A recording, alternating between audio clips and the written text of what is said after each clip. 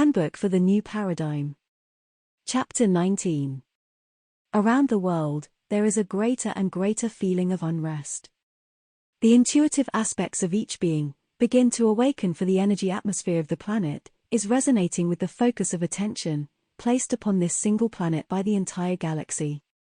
Your fellow awake and aware co-inhabitants are certainly noticing what is going on here.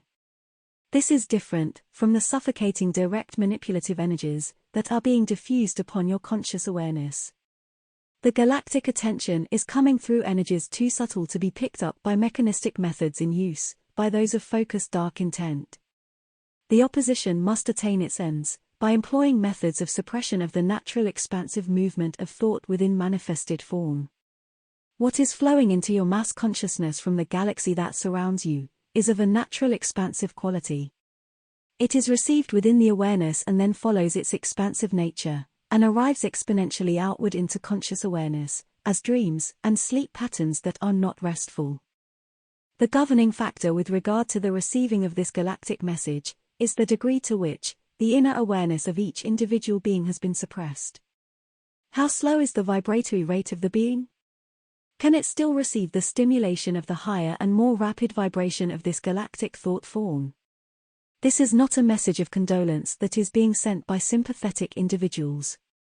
That is a trick of the lower dark energies, another of their suppression techniques.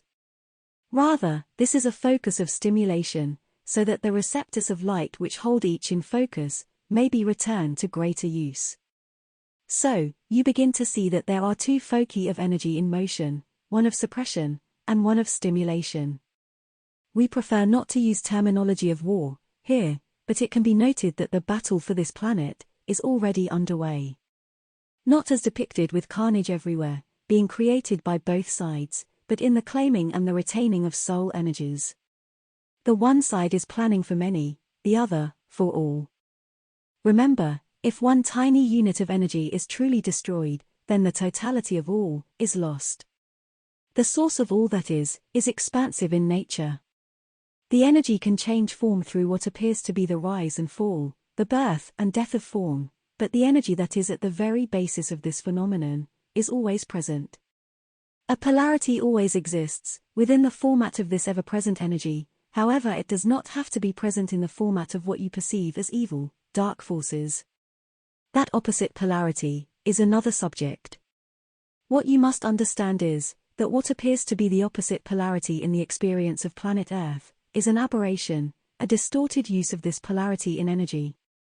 It is the exception, not the norm. The more clearly that you understand what is available to you within the context of this situation, the more easily you will be able to maintain the focus on your purpose within energies that are in motion, around and through you. It is easier to succumb to the energies of suppression in some moments of your time, than to maintain your focus upon the stimulating energies that are acting within you. The battle is not upon the surface of the planet as you have been told, but it is within the individual awareness, and it is by definition also within the planetary awareness.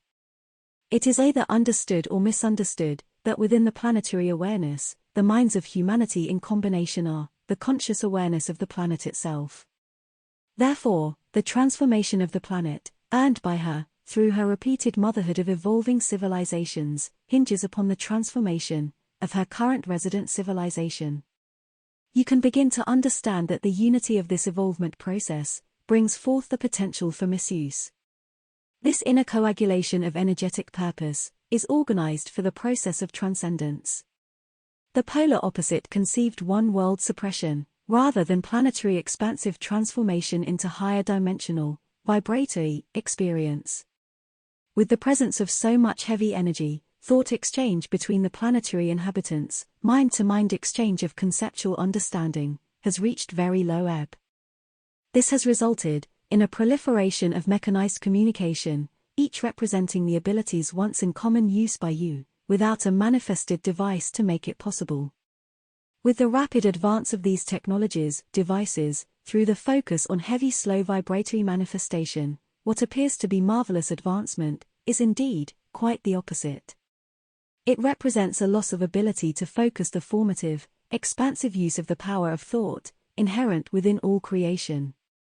Sleight of mind is at work again, diverting your attention from the potentiality of creating outward from within, through the use of the outer mind activity of analysis and manipulation of your manifested reality. The natural flow would be toward the exploration of the inner awareness, and manifesting outward into your realities, the greater experiences to be found there. Where do you think the greater people-serving ideas come from? Instead, these are being twisted into people suppressing uses right before your eyes, while you fail to observe what is at work. All the while, you are watching the show being staged, diverting your attention. So, now the fun begins in earnest. You are making your final attempts to reach the inner awareness of as many as possible, through the last available use of their technologies, but you are also beginning to join forces with the inner energy stimulation. You too are receiving this stimulation. Indeed, you are like the repeater stations that your radio stations use.